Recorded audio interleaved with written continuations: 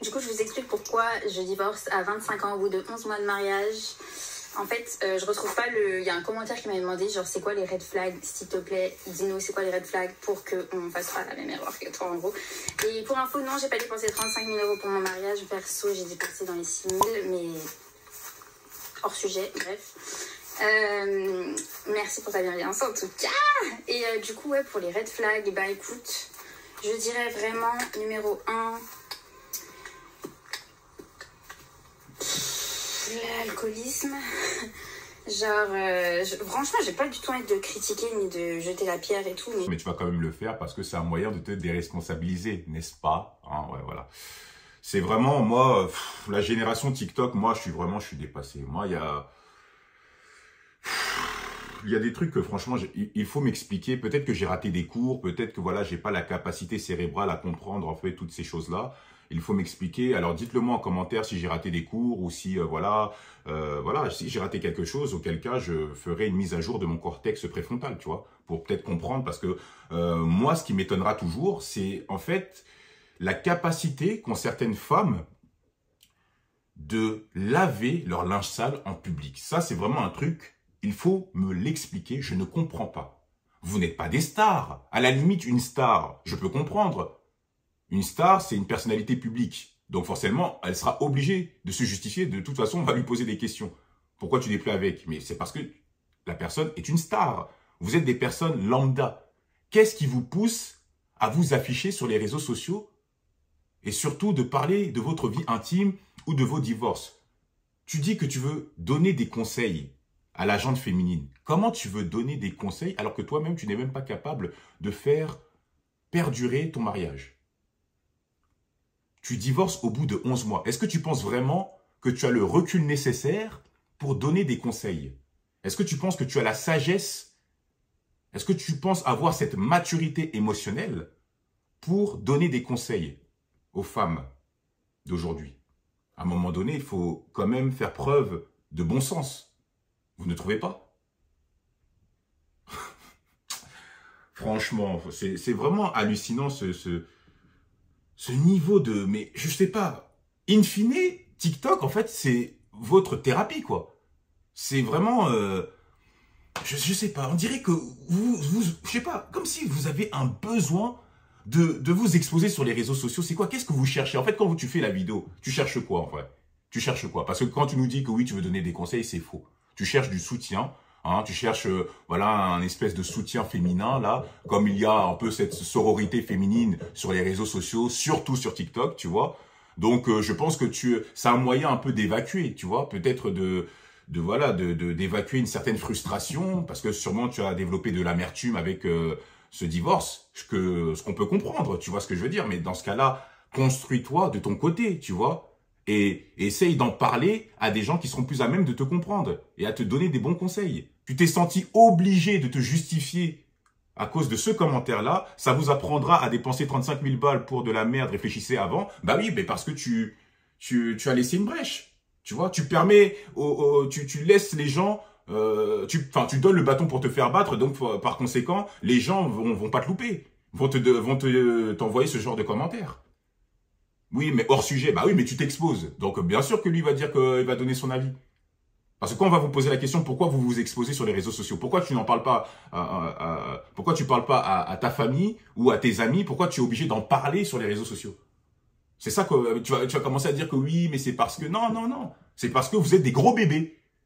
Vous êtes des gros bébés, au lieu de devenir des adultes, d'assumer en interne, de régler d'abord vos problèmes. Quand tu n'es pas réparé émotionnellement, tu dois faire d'abord un travail, tu dois faire une introspection sur toi-même. Au lieu d'accuser, d'avoir toujours ce ton accusateur, « Ah non, mais c'est mon ex qui m'a manipulé. » On vous connaît, c'est toujours les mêmes excuses. Vous n'allez pas nous sortir inlassablement les mêmes excuses. Que c'était l'ex toxique, voilà, il avait une emprise sur vous psychologiquement, voilà, vous avez essayé par tous les moyens de lui donner une deuxième chance, une troisième chance. Non, c'est fini, ça c'est... Non, c'est périmé ça. Il faut à un moment donné trouver autre chose. Assumez vos responsabilités. Assumez. Ouais. Vous nous vantez toute l'année que vous avez un sixième sens, mais bizarrement, il ne fonctionne jamais pour trouver le bon partenaire. C'est quand même assez... c'est curieux quand même. Vous ne trouvez pas? Oh non, franchement... Ah non, mais ça, c'est un truc, la génération TikTok, c'est, on a un problème, on prend notre téléphone, et on parle de, voilà, de notre vie sentimentale à tout le monde, voilà, bon, c'est la modernité. N'importe quoi, franchement. Ah non, c'est, en tout cas. En gros, je vais vous donner vraiment des clés pour que vous, dans vos relations ou dans vos prochaines relations, vous fassiez attention à ces trucs-là. Genre, en gros, genre, s'il y a une addiction ou un comportement genre de consommation de quelque chose vraiment pas normal, red flag, direct. Genre, ne pensez pas, ah, il est jeune, la vie, on profite de la vie. Non, red flag, red flag. Bye. Genre, à la nuit, tu laisses une chance, mais sinon, bye. Ensuite, les mensonges, même si c'est pas envers toi, en fait, dès que tu l'entends mentir, envers d'autres gens, par exemple sa famille ou ses potes, genre par exemple il est avec toi et il ment sur où est-ce qu'il est ou à quelle heure il va rentrer, genre ouais je rentre dans 30 minutes alors que tu sais très bien il va pas rentrer dans 30 minutes, genre ça c'est le genre de truc, moi en fait au début genre ça me titillait et en fait après bah j'ai compris qu'il était comme ça avec tout le monde, genre même avec moi, et il me mentait pour d'autres trucs, évidemment pour l'alcool et pour plein de trucs, enfin bref, nice. Ensuite je sais pas, par exemple bah, l'irresponsabilité, l'immaturité financière, franchement, ça c'est un truc genre. En fait, il y a pas de. Il y a pas la conception de la réalité, genre, je sais pas. Je sais pas si c'était dû à l'addiction, mais en fait, c'était en mode. Il était pas très. Genre, en phase avec la réalité. Genre, par exemple, il va m'acheter une paire de chaussures un jour avant mon anniversaire, ou je sais plus, c'était 2 jours avant mon anniversaire. Et je lui demande, ben, merci, enfin, c'est mon cadeau d'anniversaire. Il me dit, ah non, non. Mais tu sais, il avait pas du tout d'argent, enfin, pas beaucoup d'argent. Et on allait en date souvent. Et... franchement, je comprends rien. Si tu vois une personne qui a autant de défauts, tu vois, pourquoi tu te maries avec elle? Tu nous fais comprendre qu'il est alcoolique. Et après, tu nous dis qu'il a, je sais même pas ce que ça veut dire, l'immaturité financière, ça veut dire quoi?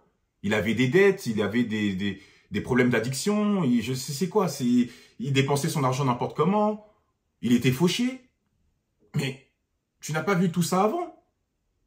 D'habitude, vous faites passer des shit tests aux hommes que vous rencontrez pour savoir si ce sera le meilleur provider possible. Pourquoi tu ne l'as pas fait? Tu vois tous ses défauts, mais tu te maries avec. Et puis même, tu réfléchis, on sent que, voilà, je sais pas, mais c'est quand même un peu farfelu. C'est un petit peu tiré par les cheveux. Il t'achète une chaussure à la veille de ton anniversaire, tu lui demandes et tout, et puis il te dit non, c'est pas pour... Mais en fait, après tu dis qu'il est fauché, c'est un peu... Ah non, faut arrêter, franchement, faut arrêter. Moi, je vous dis, hein, le seul red flag, c'est elle. Moi, après, bon, le mec, il doit avoir sa part de responsabilité, mais tu es un red flag à toi toute seule, cousine. Je suis désolé. Je suis désolé. Je pense que je ferai une vidéo, et elle va s'intituler les types de femmes à éviter en 2024. Dites-le moi en commentaire si vous voulez que je vous la fasse, la vidéo. Parce que franchement, non, il faut quand même il faut se remettre à jour. Hein, il faut que les petits frères puissent soit au courant un peu des femmes d'aujourd'hui. Ce qu'il se passe aujourd'hui, ça, tu vois, c'est important. Et même les autres, même les quinquagénaires, les quadragénaires, parce que là, pour ceux qui sont divorcés, qui veulent peut-être refaire leur vie, là, non, parce que là, c'est compliqué. Déjà, les meufs qui sont sur TikTok, comme je vous l'ai dit, celles qui sont sur TikTok en train de raconter leur vie, red flag. Cherchez même pas à comprendre, red flag. Ce sont des meufs, ce sont des gros bébés qui sont émotionnellement instables, qui peuvent vous vendre en public sans vergogne, ok. Quand tu vois une meuf, au lieu de se reconstruire, qui jette en pâture son ex, en prenant aucune responsabilité, pour moi, c'est de la gaminerie. Ça prouve qu'elle n'a pas justement cette maturité émotionnelle et qu'elle a, même au niveau de l'éducation, c'est pas terrible, quoi. Tu vois ce que je veux dire? Parce que normalement, tu dois régler ce genre de problème en interne. Si tu n'as pas justement des amis ou tu n'as pas la famille pour en parler, tu n'as pas de famille, admettons, bah tu vas avoir un spécialiste, un psy à la limite. Comme ça, tu cherches, je sais pas, une oreille attentive, tu vois, pour écouter tes problèmes. Il n'y a pas de honte. Je veux dire, quand tu es souffrante, on est plus ou moins tous passés par là, on a eu des déceptions amoureuses, bon, bien sûr à des niveaux différents, mais tu vas pas commencer à parler sur TikTok, à étaler ta vie intime, et surtout en prétextant, en donnant des conseils, en disant que ouais, non, mais c'est pour la bonne cause. Non, non, non, non, non, non, non, non, non, non. C'est parce que tu voulais chercher du soutien auprès des femmes, ok? C'est tout. Ne nous raconte pas des bêtises. Alors, voilà, ça c'est, comme je vous l'ai dit souvent, enfin, comme je vous le dis souvent plutôt, c'est la génération TikTok, c'est les réseaux sociaux. Comme je vous ai dit, TikTok, c'est le fléau de notre société aussi. Hein, c'est vraiment... en fait, beaucoup de femmes attendaient cette application pour raconter un peu leur vie. C'est vraiment du n'importe quoi. Alors, en France, il me semble, hein, au niveau du divorce et tout, on est quand même pas mal. Hein, on est 39e. Hein, on est à la 39e place des pays qui divorcent le plus. C'est pas rien quand même. Hein. Bien sûr, il y a plein de pays devant nous, mais... c'est quand même pas mal. Hein. Presque un Français sur deux divorce. Hein. 46% des Français qui se marient divorcent. Hein. Ouais, c'est quand même c'est énorme. Ça fait peur. Hein. Ça fait vraiment peur. Et celles qui sont à l'initiative des divorces sont les femmes, à 75% des cas. C'est ça le pire. Alors, bien sûr, les facteurs sont multiples. Hein. Il y a plusieurs raisons à cela. Que ce soit l'adultère, la violence psychologique, physique, et même à ce qui paraît aussi les beaux-parents. Hein. Les beaux-parents aussi, apparemment, sont pour quelque chose aussi. Hein. Sont pour quelque chose plutôt. Et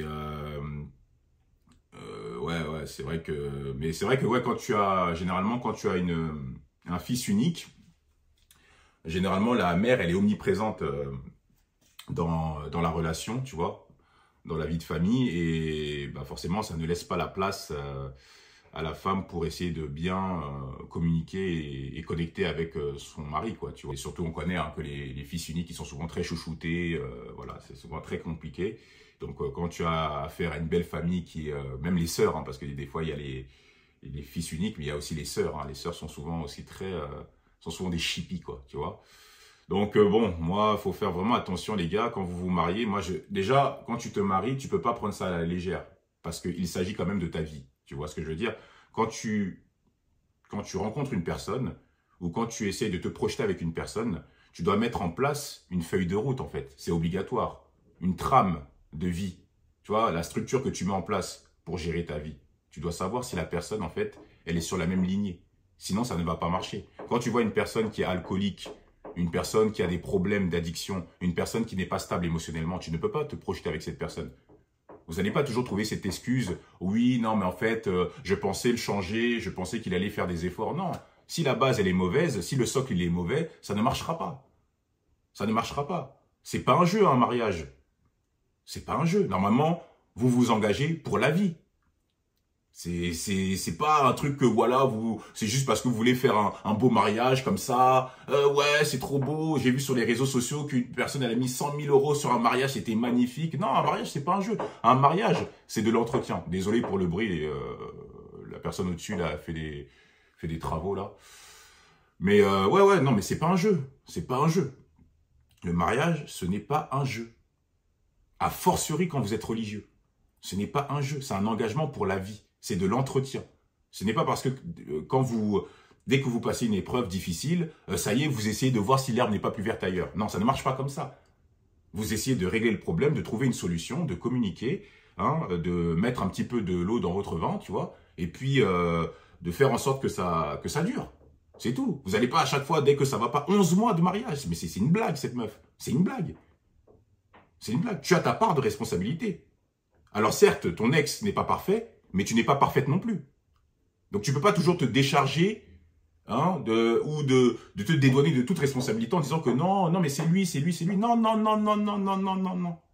Le mariage, quand tu te maries, tu dois prendre en compte, tu dois être en capacité, tu dois être capable de mettre les choses en perspective. Où on va, tu vois? Tu dois en parler avec la personne. Moi, je cherche ça, je veux ça, je veux ça.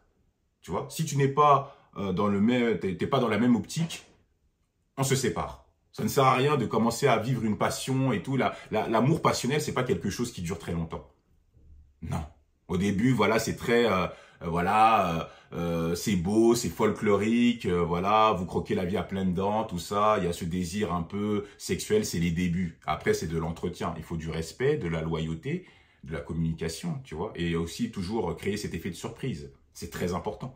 Tu ne peux pas, dès que tu passes des moments difficiles, trouver comme seule solution de se séparer. Bah non, tu vois. Tout ce qu'elle nous dit, genre, oui, il était comme ceci, genre, tu ne l'as pas vu avant. Genre, moi, c'est ça, ce truc que je trouve quand même, que je trouve bizarre, quoi, tu vois. Et en plus de ça, genre, je sais pas, bref. Ah là là là là là là là là là là là là là là là là. Les réseaux sociaux, putain. Le fléau. Ça, c'est vraiment un fléau. TikTok, c'est... En tout cas. Enfin, franchement, genre, être irresponsable, immature financièrement, c'est un truc vraiment un red flag, genre fuyez quoi. Enfin, je passe pour une meuf qui... C'est parce que là, j'en ai eu trop. Donc je pense que maintenant, c'est ce que je ferai plus tard. Genre, dès qu'il y aura un truc vraiment, je me dis, waouh, ça c'est inquiétant. Bah en fait, je vais pas attendre que ça se reproduise. Genre, vraiment, je me dirais non. Ça devrait même pas se produire tout court, en fait. Ça devrait, genre, à notre âge, ça devrait pas se produire. Quoi d'autre? Écoutez, franchement, faut que je prépare plus le sujet, là. Mais si vous voulez une partie 2, I got you. Et voilà. Bisous. Du coup, je vous explique. Une partie 2, I got you, bisous. On est vraiment dans les feux de l'amour, quoi, tu vois. Il y a une partie 1 et puis une partie 2. Est-ce que Victor va finir avec Brooke? Est-ce que, voilà, et tout. Oh là là, voire même Amour, gloire et beauté. Hein, vous voyez les émissions, là, les feuilletons là, que nos parents aiment bien regarder souvent. Voilà, c'est la même chose. Je vous ferai une partie 2 de ma vie, bisous. C'est trop personnel, parce que ça dépend sur qui tu tombes, tu vois. Et puis moi, ça me semble évident qu'une personne alcoolique, ça me semble évident de ne pas se mettre avec elle, tu vois. Qu'est-ce que vous en pensez? Moi, je suis... quand je dis je suis dépassé, c'est en fait ce niveau... En fait, pour moi, genre avoir ce niveau de réflexion, je trouve ça inquiétant, tu vois. Je suis pas dépassé par la situation parce que en vrai de vrai, je sais plus ou moins ce qui se cache derrière, tu vois. C'est ce que je veux dire. C'est souvent un classique. Mais moi, je veux savoir, les hommes et les femmes, ce que vous en pensez. Est-ce que vous trouvez ça normal, sa façon d'agir? Pour celles qui sont divorcées ou pour ceux qui sont divorcés, est-ce que vous pouvez nous expliquer un petit peu, on va dire, les épreuves que vous pouvez rencontrer dans un mariage, tout ça, voilà, pour nous faire part de votre expérience, tu vois. Mais moi, franchement, c'est... Moi, ça me viendrait pas à l'idée de parler de mes ex, tu vois. Je veux dire que combien même je me serais marié ou pas, ou tu vois ce que je veux dire. Je sais pas, tu vois. C'est fini avec elle. Bah ok, je refais ma vie, tu vois. Je vais pas cracher dans la soupe que j'ai bu, tu vois. En fait, moi, ce qui me fait souvent doucement rire, c'est que les femmes oublient que, tu sais, le fait de dénigrer ton ex. Tu vois, tu dénigres ton ex, mais il faut pas oublier que tu lui as quand même becqueté le chibre pendant des années, tu vois. Vous l'oubliez souvent. Hein, vous aimez bien jeter vos ex en pâture. Ah, c'était un clochard, il était comme ceci, il était comme cela, il était, voilà, il était méchant, et ceci. Mais tu lui as quand même becqueté le chibre. Tu vois un peu? Pendant des années. Ou sinon, on fait comme moi, tu vois. Moi, quand ça se termine avec une ex, moi, je lui souhaite bonne continuation. Je fais ma vie de mon côté et elle du sien. C'est tout. Et la vie continue. Je fais une introspection sur moi-même. J'essaye de m'améliorer, hein, d'améliorer mes défauts. C'est tout. Je vais pas commencer à prendre mon téléphone et puis commencer à la dénigrer sur les réseaux sociaux, tu vois, en l'incriminant. Ah, c'est à cause d'elle, c'est elle qui m'a fait souffrir parce que voilà, elle m'a manipulé, elle était encore avec son ex et tout. Mais arrête. Arrêtez de faire les gros bébés, là. Prenez un petit peu en maturité. C'est incroyable, ça. Tu vas trouver quelqu'un, voilà, la prochaine fois, ça va être mieux. Donc, voilà, essaye voilà, d'en tirer des leçons, et puis voilà. Aussi simple que ça. Pourquoi toujours besoin de trouver des justifications, de nous faire croire, en fait, que c'est pour donner des conseils, alors que non, tu es blessé, ça se voit, c'est trop frais. Tu n'as pas encore le recul nécessaire. 11 mois, c'est trop frais. Tu peux pas te prétendre donner des conseils, alors que tu n'es même pas capable de garder ton mari, tu vois. Tu n'es même pas capable de faire durer ton mariage plus d'1 an. C'est quand même chaud. Donc, tu vois bien que tu n'es pas apte pour donner des conseils. Voilà. Donc, les frères, dites-moi ce que vous en pensez. Likez, partagez, activez la cloche. Et puis, on se retrouve pour une prochaine vidéo, les frères. Allez, prenez soin de vous. Tchuss.